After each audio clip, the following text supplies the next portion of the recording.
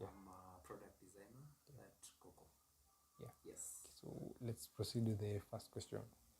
Can you tell us about your specific role in product and design department at Coco, and how your journey in the tech industry has led you there?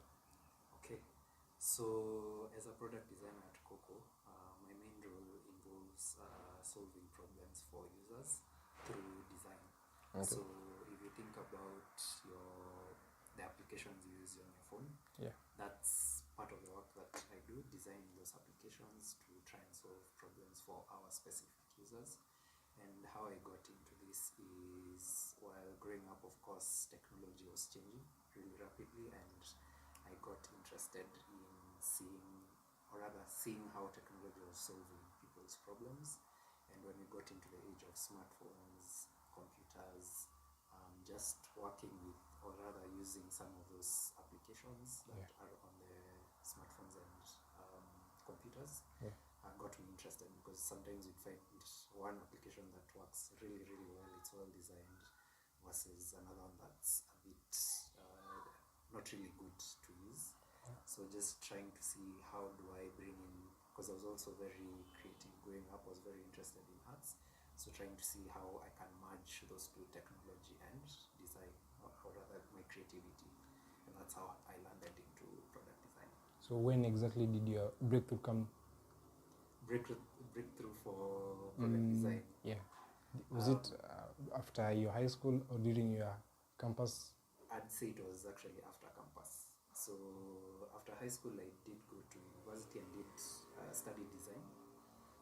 But then after finishing, or rather during campus, I got a chance to interact with some of my friends who are doing software development and are building websites and stuff like that. And I basically told them, you know what, I can help you guys. I can try to design a website for you guys. Yeah. Did a few jobs here and there, just on the side while I was in university, and that's how I ended up in product design.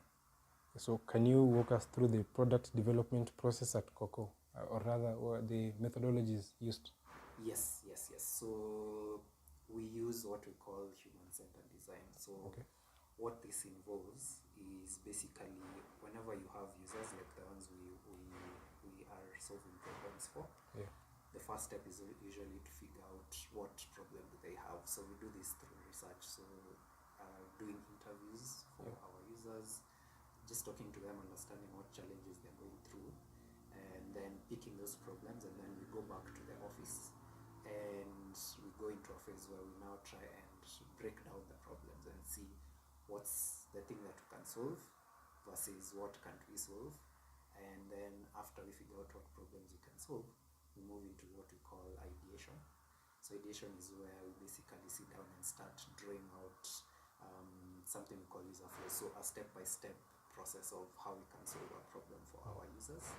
And then once we do that, now is when I start doing the design work.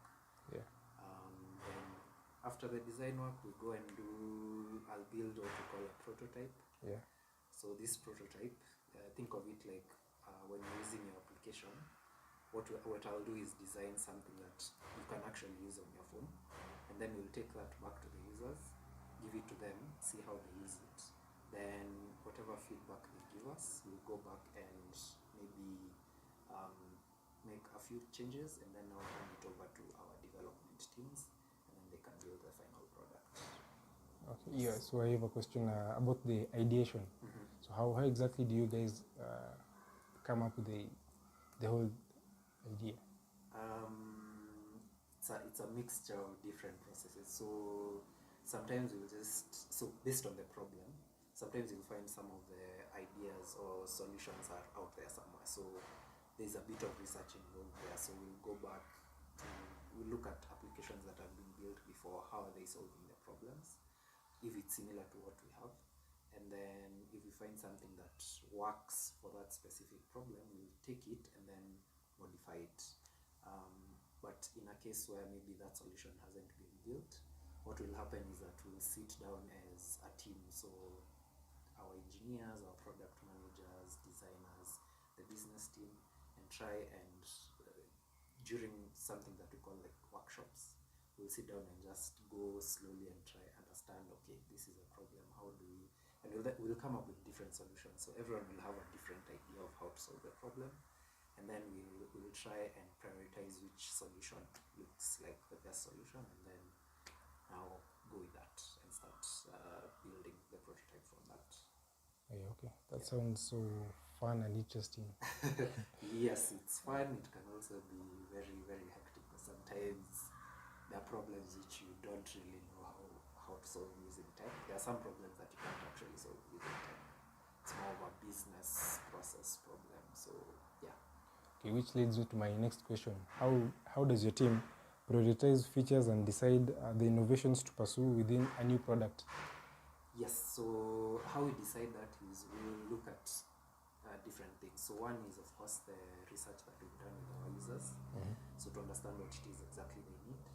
Then number two, we look at the technological constraints that we have. So what I mean there is there are different, there's what's possible with technology and there's what's not possible. So we'll have to factor that in. And then thirdly, we'll have to consider, like, since we're working for a business, what are the business needs? How do they benefit from this from a financial level? So once you combine those three, then we're able to decide what it is we're going to build. Yeah. So do you guys have specific tools which you use to integrate your product design workflow, or how do they enhance your team's productivity? Yes, we use very many different tools, but off the top of my head, the main ones that we use are Figma, Miro, and Jira. So I'll start with Figma. Yeah.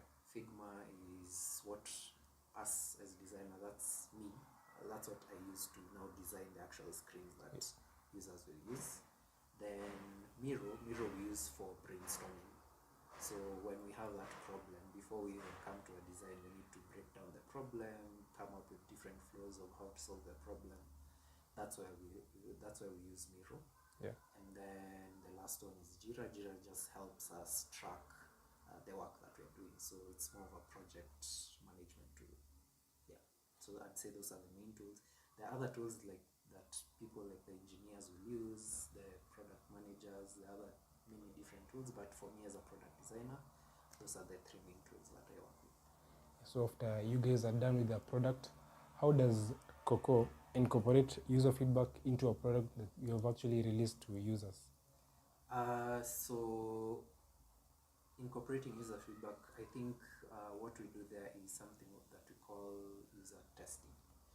So we've gone through the whole process of researching, building a prototype, and there's that stage that we call user testing. So that's where we'll go back to the users, test what we've built, and use that to basically gather their feedback on what we've built, to make sure that it actually works for them. So that's how we incorporate the feedback. We have to make sure that it actually works for them, it solves their problem. And we'll also involve the business teams to make sure that it also works for their goals, because every business has goals when it comes to revenue and how they want to push the product. So that's how we incorporate their feedback from our users. So do you have like a specific example of a product that you designed and then it was not relatively accepted by the users, and then it had to go back to the drawing board? Yes. So I won't go into specifics. I'll just generalize it. So there's a specific product that we built around there's a cutout. Okay. Sorry. It's okay.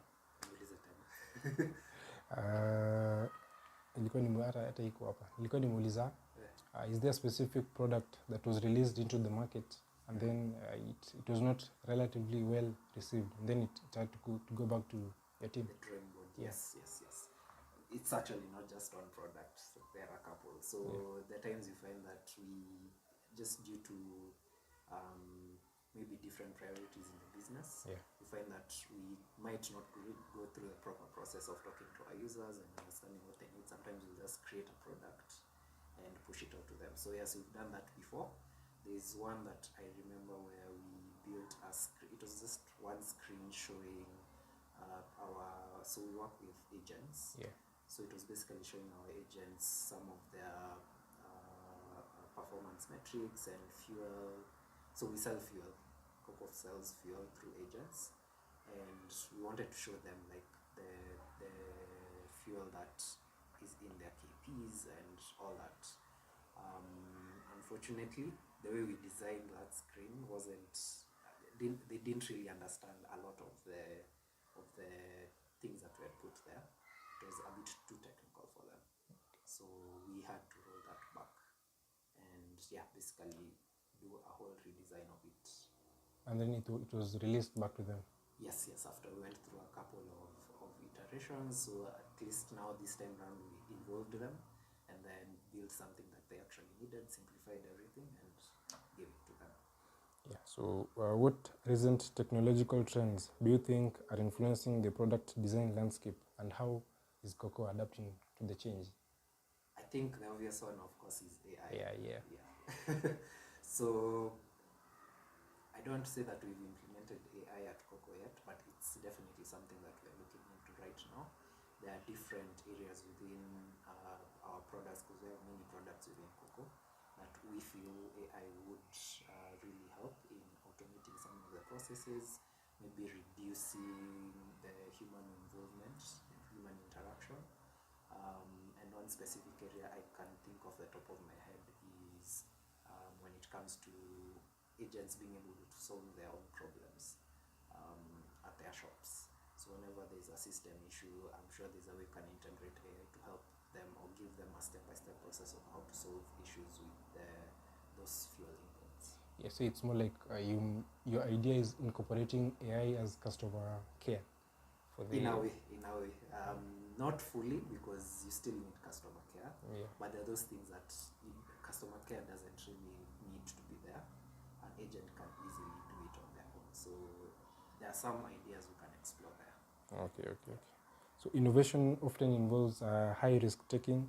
So can you share an instance where your team took a significant risk in a product design and what the outcome was?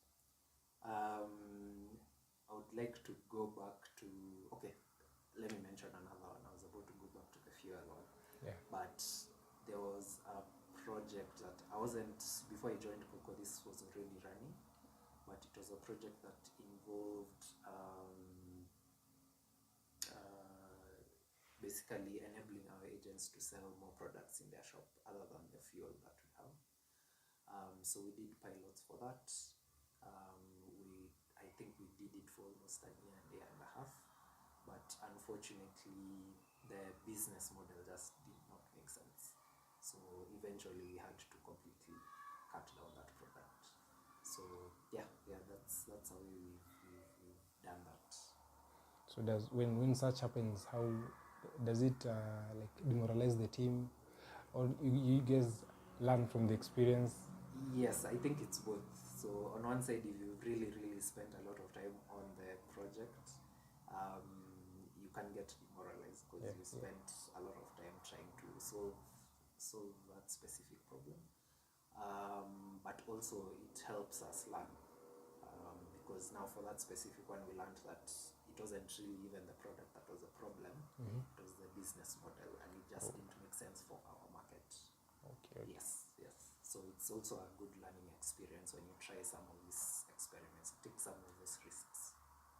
Yeah, as you've already mentioned before, I'd like to know the specific collaboration between the different departments within Coco, the engineering department, the marketing department, and also the other departments. Yeah. So we have very many different departments within Coco, but when it comes to building products, I'd say there's the product design team, which is where I'm involved in. There's the product managers. There's of course the business teams. Yeah. And then there's marketing and also engineering. Yeah. So engineering are the developers who actually develop the products. So how we collaborate is these different departments, everyone there has a different scope of how, or perspective of how something should be sold within the market, and they have different needs. Business, of course, their focus is how do we make money out of this. Marketing, their focus is how do we communicate communicate this to our customers. Product is how do we solve this problem on a technological level, and then engineering, of course, is how do we build the problem. So we have to all, whenever we're solving a problem, everyone is involved. Before any solution is built, everyone's opinion is involved, especially during that ideation phase, to come up with a solution that at least serves everyone. Yeah. Yeah, so what are some of the challenges you face in the product design department, and how do you guys work towards solving the problems? I think one challenge I can think of is, of course, we're trying to solve user problems, but like I said, we have to consider business needs. Yeah. And sometimes that has its own constraints. Sometimes you have these really nice ideas that you want to take to the users, but either it's not feasible from a financial perspective at that point when you want to push it out, or yeah, there's just not enough buy-in from the business. So sometimes that's a challenge we have to go through. Other times it's like time constraints. So you might have a very good solution, Yeah. but due to the time that you have to implement it, sometimes you have to cut down on that solution, and sometimes you might feel like it's not offering the full value that it could offer. So yeah, those are some of the challenges that we face. There are many more, but yeah, those are the ones I could think of. Yeah. So what role do you see emerging technologies like AI, as already mentioned, and products? Okay, pardon, let me just ask another question. In your opinion, what qualities make a successful product designer in today's tech landscape? In the technology landscape, I think to be a really good product designer, of course you have to be creative, that's one thing, but you also have to be really good at problem solving. I think being also good at empathizing with your users. So empathizing meaning you can go to your users, talk to them, and really understand what their problems are, Yeah. and be able to build solutions that serve them. But on top of that, I think an all-rounded designer also needs to be able to understand what a business needs. So not just only focusing on your users, but also knowing that the solution you're building is being run by a business. So how does it also benefit the business? So I think that's what makes an all-rounded designer. Oh, that is one of the challenges. Are there other challenges that you might mention? Challenges for product designers? Yeah.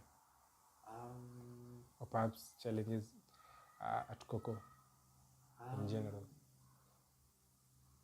Yeah, I think the main challenge is just being able to match what users need and what the business need. I feel like that's where most of the friction usually is at.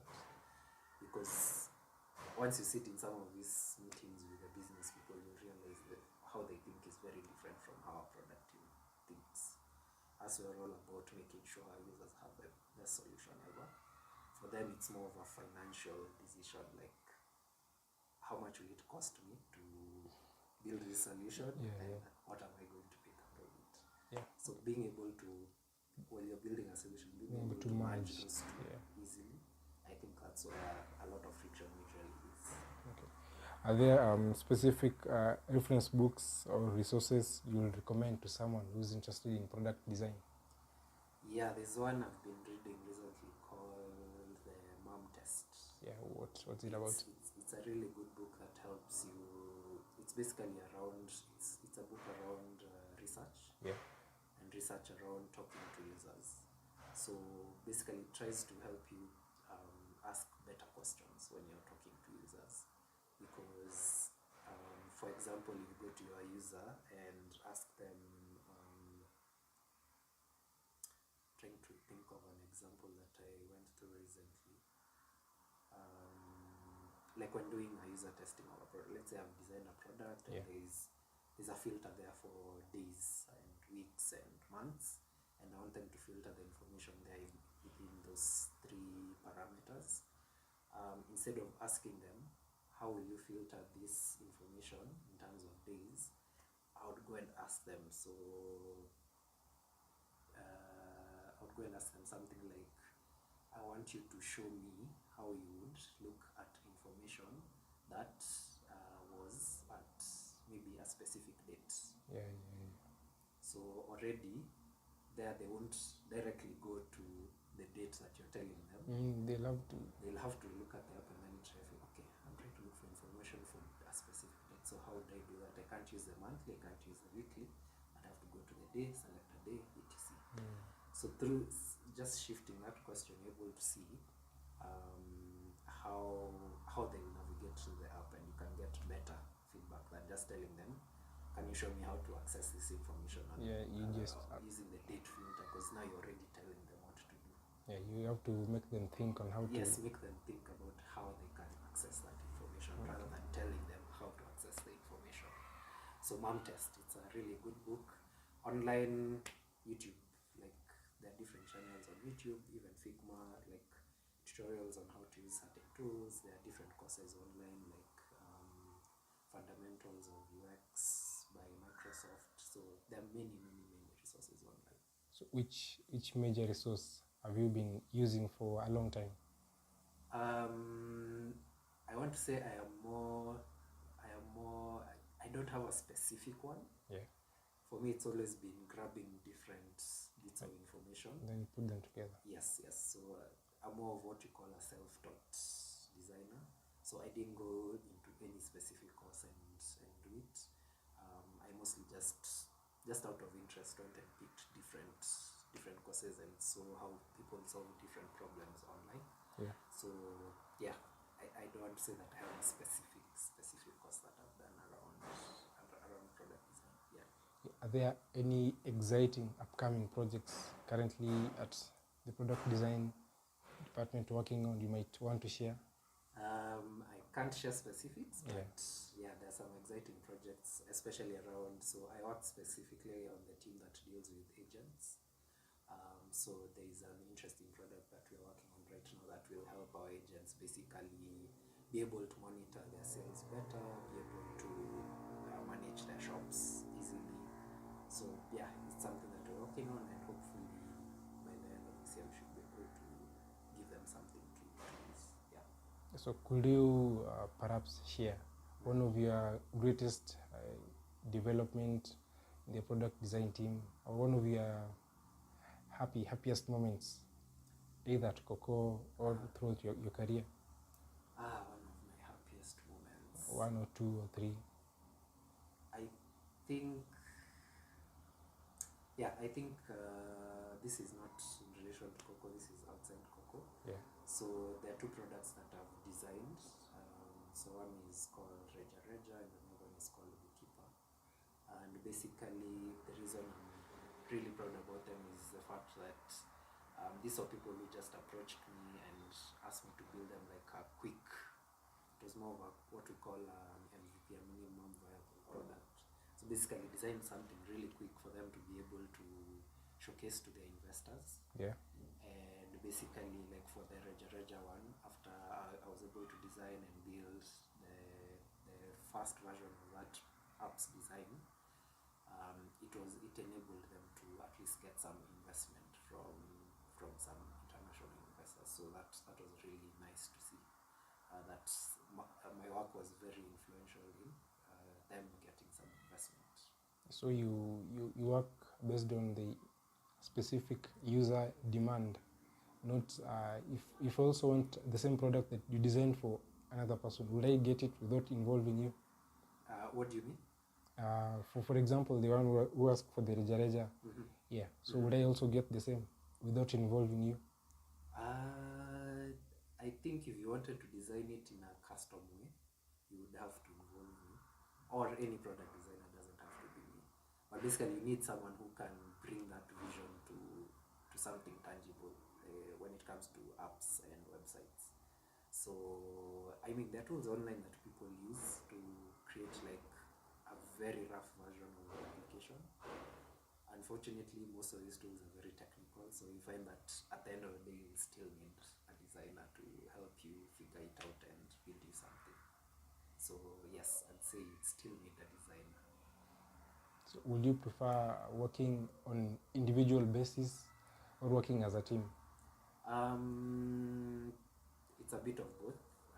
There's advantage advantages to working as a team, because as a team you're able to get basically more perspective on what you're trying to build. Everyone has different ideas, and I believe you build a better solution when you involve many people. But when it comes to something that needs to be done really quickly, sometimes I prefer just working alone. Just build the first version, then get feedback from there. So I'd say it's a bit of both. So if there's one thing you could change about the current state of technology and innovation, what would it be? There's one thing I could change.